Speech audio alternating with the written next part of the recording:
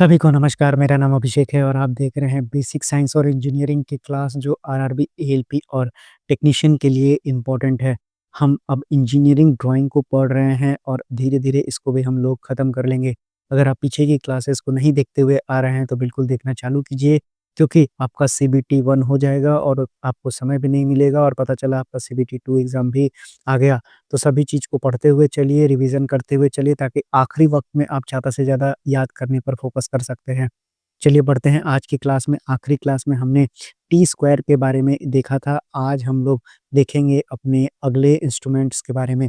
तो आज हमारा जो पहला टॉपिक है, वो है आपका मिनी ड्राफ्टर या फिर ड्राफ्टिंग मशीन। जब मैं जाता था तो मुझे लगता था कि लोग बंदूक लेकर जा रहे हैं। ठीक है, बाद में जब अपनी बारी आई तो पता चला कि ये ड्राफ्टर कहलाता है। चलिए पढ़ते हैं इसके बारे में। तो मिनी ड्राफ्टर या फिर ड्राफ्टिंग मशीन क्या होता है? तो देखिए, टी स्क्वायर हो, चाहे सेट स्क्वायर हो, चाहे स्केल हो, चाहे प्रोटेक्टर हो, इन सब का जब आप अलग-अलग इस्तेमाल करते हैं, तो आपकी एक्यूरेसी और प्रिसिज़न में भी कमी आना चालू हो जाता है, क्योंकि आप अलग-अलग इस्तेमाल कर रहे हैं। लेकिन अगर इन्हीं चीज़ को कंबाइन कर दिया जाए, ठीक है? और एक बार ड्राइंग बोर्ड के साथ इसको फिट कर दिया जाए और फिर कहा जाए बनाने के लिए ड्राइंग, तो उसका मज़ा ही कुछ और होता है ना? तो इन सारी चीज़ों को कंबाइन करने के बाद एक मशीन बनाया गया, जिसे कि हम क्या बोलते हैं? ड्राफ्टिंग मशीन बोलते हैं। अब जो ड्राफ्टिंग मशीन है, उसको हम हॉरिज़ॉन्टल लाइन भी ड्रा कर सकते हैं, वर्टिकल लाइन भी, इंक्लाइंड और पैरेलल लाइन भी, जिससे हमारा काफ़ी सारा समय बचता है। देखिए, आप क्या करते हैं, इसको पिवोट कर देते हैं अपने जो आपका ड्राइंग बोर्ड होता है उसमें, और उसके बाद आप इसको किसी भी एंगल पर रोटेट कर सकते हैं, वर्टिकल लाइन ड्रा कर सकते हैं, हॉरिज़ॉन्टल लाइन इसको ड्रा कर सकते हैं, किसी भी एंगल पे आप इसको रख सकते हैं, एंगल भी ड्रा कर सकते हैं। तो यानी कि पूरा परफ़ॉर्मेंस आप इससे ले सकते हैं ड्राइंग के बारे में। तो आप समझ गए होंगे मिनी ड्राफ्टर या फिर ड्राफ्टिंग मशीन। तो ये इसको देखिए, जैसे मैं याद कर रहा हूँ कि मेरा मशीन डिज़ाइन का पेपर होता था या फिर इंजीनियरिंग ड्राइंग का, वैसे ही देखिए यहाँ पर भी चल रहा है परीक्षा। चलिए, तो एएलपी में तो ऐसा कुछ नहीं होगा, क्या होगा उसको देख लिया जाए। तो देखिए, जो आपका ड्राफ्टर होता है उसके मेन पार्ट्स को देख लेते हैं। तो जो आप देखते होंगे, ये जो लोहा का स्टील का जो आप फ्रेम देखते हैं, ये क्या कहलाता है? पैरेललोग्राम का बार्स होता है, 2 गो रॉड लगा रहता है। अब ये जो है पिवोट प्लेट है यहाँ पर, और एक जो है आपका यहाँ पर इंडेक्स प्लेट है।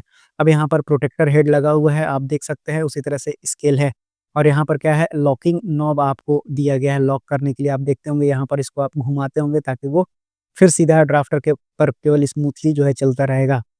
और यहाँ पर क्या है, आपका फिक्सिंग क्लैंप दिया हुआ है स्क्रू के साथ। अब ड्राफ्टर या फिर मिनी ड्राफ्टर आप देख सकते हैं। अब आप इस पर ड्राइंग बनाते रहिए। आपने एक बार सेट कर लिया है, यानी इस लाइन को अगर इसके साथ आपने सेट कर लिया है, तो बस आपका काम हो गया और आपको जो भी ड्राइंग दिया गया है, अब आप इसको बना सकते हैं। तो इसके पार्ट्स के बारे में सवाल पूछा जाता है। कैसा सवाल आता है, उसको भी एमसीक्यू के ज़रिए देखेंगे। अब जो ब्लेड होता है, उसको हम किसी भी डिज़ायर एंगल पे रख सकते हैं प्रोटेक्टर मार्किंग के साथ। अब ये जो इंस्ट्रूमेंट होता है, कॉलेज स्टूडेंट और जो ड्राफ्ट्समैन होते हैं, इनके द्वारा इस्तेमाल किया जाता है। चलिए, अब बढ़ते हैं अपने प्रोटेक्टर की ओर। प्रोटेक्टर क्या होता है? तो प्रोटेक्टर वुड का बना होता है, ट्रांसपेरेंट सेलुलॉइड या फिर प्लास्टिक मटेरियल का बना होता है। ये सर्कुलर होता है या फिर सेमी सर्कुलर भी हो सकता है। देख सकते हैं, ये सर्कुलर है और ये आपका सेमी सर्कुलर है। ठीक है? अब इसको जो है मेज़र किया जाता है क्या? तो एंगल, ठीक है? और जो लीस्ट काउंट होता है, ये सवाल आपसे बनेगा परीक्षा में। लीस्ट काउंट कितना होता है? 1 डिग्री का होता है। आप देख सकते हैं, ये वाला जो है आपका 0 डिग्री से लेके 180 डिग्री तक होता है, और यहाँ आप देख सकते हैं कि ये 0 डिग्री से आपका 360 डिग्री आप डायरेक्टली मेज़र कर सकते हैं। आइए और जानते हैं इसके बारे में। तो ज जो डायमीटर होता है सेमी सर्कुलर प्रोटेक्टर का, वो 100 एमएम का होता है। डायमीटर कहने का मतलब, ये जो आप लंबाई देख रहे हैं यहाँ से लेकर यहाँ तक, इसी के बारे में बात की जा रही है। तो जो सेमी सर्कुलर प्रोटेक्टर है वो 100 एमएम होता है, यानी 10 सेंटीमीटर होता है, और जो उसका सर्कम्फेरेंशियल एज होता है, वो 1 डिग्री डिवीजन पर होता है, यानी 0 से लेके 180 डिग्री तक मैंने आपको बता दिया। उसी तरह से सर्कुलर प्रोटेक्टर को क्या कहा जाता है? सर्कल मास्टर कहा जाता है, जिसमें 0 से लेके 360 डिग्री तक आप मेज़र कर सकते हैं। चलिए बढ़ते हैं पेंसिल की ओर। तो पेंसिल क्या है? एक प्राइमरी टूल होता है आपका इंजीनियरिंग ड्राइंग में, जो कि इंजीनियर के द्वारा यूज़्ड किया जाता है, और वो कम्युनिकेट करते हैं अपने आइडिया, ठीक है? टेस्ट या फिर ड्राइंग के थ्रू। ये देख सकते हैं, जो पेंसिल है, पेंसिल्स के अलग-अलग ग्रेड हैं। आप देख सकते हैं इधर बी, 2B, 3B, 4B इस तरह से है, और इधर क्या है? एफ, उसके बाद एच, 2H, 3H। आइए समझते हैं इसको पूरे डिटेल में। तो सबसे पहले, जो लीड ऑफ पेंसिल होता है, वो किससे बना होता है? ग्राफाइट या फिर काओलिन या फिर क्ले से बना होता है, बात की जा रही है इसकी।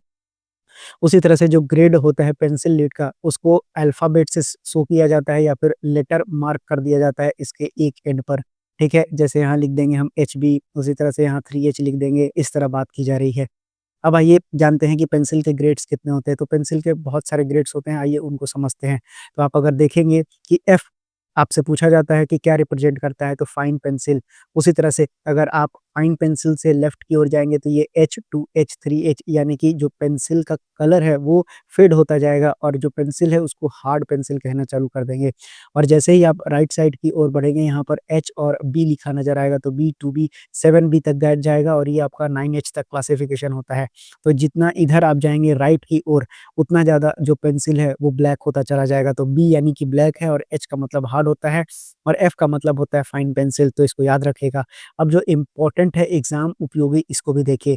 बोलता है कि अगर ग्रेड है, हार्ड ग्रेड कौन-सा होता है, तो 9H, 8H, 7H, 6H, 5H और 4H। अब इससे क्या किया जाता है, तो लाइट और फाइन लाइन्स को यूज़ किया जाता है ड्रॉ करने के लिए। मीडियम ग्रेड की बात करें तो 3H, 2H, H, HB और B आता है। ये सारे सवाल बहुत ही इम्पोर्टेंट है। अब इसको जो है लेटरिंग या फिर जो डायमेंशन है वो होता है, उसको लिखने के लिए यूज़ किया जाता है। यानी जो भी आप लेटर यूज़ करेंगे या फिर जो भी आप डायमेंशन लिखेंगे 5 मीटर, 10 सेंटीमीटर, इसके लिए इन पेंसिल का यूज़ किया जाता है मीडियम ग्रेड का। वहीं अगर सॉफ्ट ग्रेड की बात करें तो ये 2B, 3B, 4B, 5B, 6B और 7B आता है, जिससे कि हम थिक और शाइनी लाइन्स का यूज़ करते हैं ड्रॉ करने के लिए।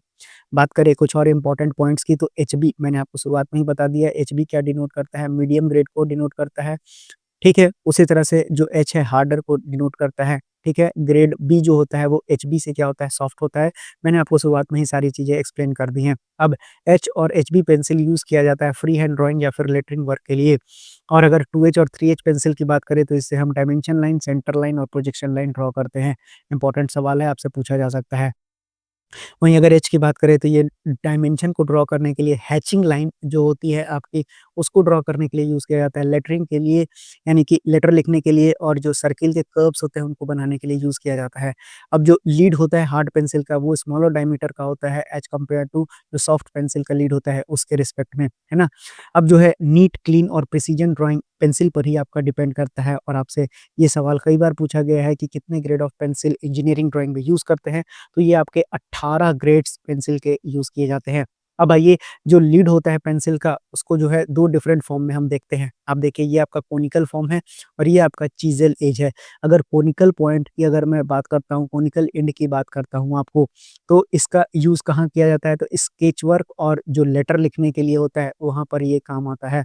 उसी तरह से अगर आप कोनिकल एंड को बनाने के लिए अब आप पेंसिल कैसे रखेंगे ये आपसे सवाल तो नहीं पूछेगा, लेकिन चीज़ेल एज पर सवाल आपसे पूछा जा सकता है। क्या पूछा जाएगा? तो चीज़ेल एज किस चीज़ के लिए होता है? तो यहाँ पर आप जो लंबा थिन लाइन्स होता है, उसको आप ड्रॉ करते हैं यूनिफ़ॉर्म थिकनेस के लिए। ये भी बात याद रखिएगा, बहुत इंपॉर्टेंट लाइन है। फिर से मैं बता देता हूँ, जो कोनिकल पॉइंट्स होता है उसको हम स्केच वर्क के लिए और साथ ही साथ लेटर लिखने के लिए यूज़ करते हैं। साथ ही साथ अगर आप चीज़ेल एज की बात करेंगे तो ये थिन लाइन्स जो लंबा थिन लाइन पतली-सी लाइन होती है, उसको ड्रॉ करने के लिए यूज़ होता है यूनिफ़ॉर्म थिकनेस का। तो कई बार सवाल पूछा गया है आपसे और फिर से पूछा जा सकता है। अब आइए पेंसिल के बारे में और कुछ उपयोगी बातें को कर लेते हैं। जो पेंसिल का लेड होता है, उसमें ग्राफ़ाइट और क्ले कंटेंट होता है। अगर आपका 9H जैसे पेंसिल है, तो ये बहुत ही ज़्यादा हार्ड ग्रेड पेंसिल हो गया, तो इसमें क्ले कंटेंट ज़्यादा होगा। वहीं अगर 7B की बात करें, तो ये सॉफ्ट ग्रेड पेंसिल हो गया और ये इसमें जो ग्राफ़ाइट कंटेंट है वो ज़्यादा हो जाएगा, ये इम्पोर्टेंट सवाल है, पूछा जाता है। वहीं पर कहने का मतलब ये है कि क्ले कंटेंट जितना ज़्यादा होगा, पेंसिल जो होगा उतना लाइट और हार्ड बनेगा। वहीं ग्राफ़ाइट कंटेंट जितना ज़्यादा होगा, पेंसिल का लीड जो है उतना डार्क होगा और सॉफ्ट हो जाएगा। उसी तरह से पेंसिल जो होता है, बहुत सारे कंपनियों के द्वारा बनाया जाता है, कोई सवाल नहीं पूछेगा। अब जो है पेंसिल्स जो है या फिर क्लच पेंसिल का, मैकेनिकल पेंसिल और क्लच पेंसिल का यूज़ ज़्यादातर आजकल किया जाता है। अब आइए बढ़ते हैं अपने अगले जो टॉपिक है यानी कि सेट स्क्वायर। अगला जो इंस्ट्रूमेंट है आपका वो क्या है? सेट स्क्वायर है। आइए सेट स्क्वायर के बारे में देखते हैं। तो सेट स्क्वायर का जो शेप होता है वो ट्रायंगुलर होता है और सेलुलॉइड या फिर प्लास्टिक मटेरियल का बना हुआ होता है। सबसे पहले देख लीजिए, ये आपको दिख रहा होगा, यही दोनों सेट स्क्वायर है जो ट्रायंगुलर शेप में आपका आता है। अब बात करें कि इसका यूज़ क्यों होता है, तो ये जो है स्ट्रेट लाइन यानी कि सभी तरह का ये स्ट्रेट लाइन यूज़ किया जाता है या एक्सेप्ट हॉरिजॉन्टल लाइन्स के यूज़ करने के लिए। यानी कि हॉरिजॉन्टल लाइन को हम यूज़ किससे करते हैं, अगर स्पेसिफिक करना है तो टी स्क्वायर से। बाकी हम हर तरह का जो स्ट्रेट लाइन है, वो जो है इससे यूज़ कर सकते हैं। उसी तरह से वर्टिकल लाइन्स को भी हम ड्रॉ करते हैं, टी स्क्वायर से भी कर सकते हैं और सेट स्क्वायर से भी कर सकते हैं, आपसे डायरेक्टली सवाल बनेगा। उसी तरह से सेट स्क्वायर की बात करें तो ये 30, 60, 90 में आता है और 45, 45, 90 में आता है। आइए इसका मतलब जान लेते हैं, ये सवाल आपसे परीक्षा में पूछा गया है। अब आइए जान लेते हैं, ये देख रहे हैं आप, अगर इस वाले सेट स्क्वायर को देखेंगे तो ये देखिए 2 एंगल मिलके 45 बना रहा है, तो तीसरा ऑटोमेटिकली 90 हो जाएगा। और यहाँ पर अगर आप देखेंगे तो यहाँ 30 और 60 बना रहा है, तो एक तो ऑटोमेटिकली आपका 90 डिग्री हो जाएगा। अब अगर बात करें कि जो 30, 60, 90 वाला सेट स्क्वायर है, वो कितना एमएम का आता है, तो 250 एमएम तक का इससे मेजरमेंट किया जा सकता है। वहीं अगर 45, 45, 90 वाले की बात करें तो ये जो है आपको 200 एमएम तक मेजर कर सकता है, लेंथ की बात की जा रही है। अब जो 2 सेट स्क्वायर होता है, इसका यूज़ किया जाता है टी स्क्वायर के साथ, ठीक है? ताकि प्रोड्यूस किया जा सके लाइन्स जो एंगल बना सके 15, 75, 105, यानी कि जो 15 के मल्टीपल में आते हैं उनके लिए। बहुत ही इंपॉर्टेंट सवाल है ये वाला भी, ठीक है? बढ़ते हैं अब आगे। अब जानते हैं स्केल के बारे में। स्केल क्या होता है? तो लकड़ी से, स्टील से, सेलुलॉइड या फिर प्लास्टिक से बना होता है।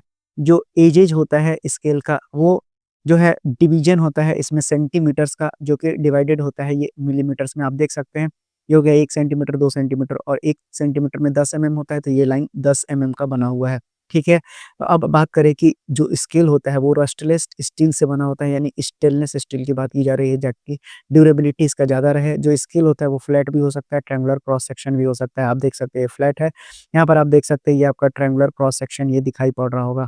अब जो है, जो 15 सेंटीमीटर लॉन्ग और 2 सेंटीमीटर वाइडर जो होता है, यानी जो स्केल की लंबाई और चौड़ाई होती है, आप देखेंगे कि 15 सेंटीमीटर बाई 2 सेंटीमीटर आता है, यानी इधर वाला 2 सेंटीमीटर बात की जा रही है और ये वाली लंबाई 15 सेंटीमीटर में आता है। या फिर 30 सेंटीमीटर लंबाई में आता है और 3 सेंटीमीटर वाइड फ्लैट में आता है, यही कॉमनली यूज़ किया जाता है। अब जो लॉन्गर एजेज होता है स्केल का, उसको मार्क किया जाता है सेंटीमीटर से, जो कि फर्दर डिवाइड होते हैं मिलीमीटर में, जैसा मैंने आपको बता दिया। तो देखिए, ये था आपका आज का सेशन, जिसमें आपने रूरल स्केल के बारे में पढ़ लिया, उसी तरह से सेट स्क्वायर के बारे में पढ़ा, उसी तरह से आपने पेंसिल्स के बारे में पूरा डिटेल देखा, और उसी तरह से आपने ड्राफ्टर के बारे में देखा और प्रोटेक्टर के बारे में देखा। तो चलिए, अगर सेशन पसंद आया हो तो लाइक, सब्सक्राइब, शेयर कर सकते हैं। मिलते हैं अपनी अगली क्लास में। रेगुलर क्लास के साथ बने रहिए, आपका इंजीनियरिंग ड्राइंग भी कंप्लीट हो जाएगा, तो आपका एक पूरा जो बेसिक साइंस और इंजीनियरिंग है वो पूरा तैयार हो जाएगा, ताकि आपको एग्ज़ाम में अच्छे मार्क्स मिलें और आप सिलेक्शन ले सकें। मिलते हैं अगली क्लास में, तब तक के लिए धन्यवाद।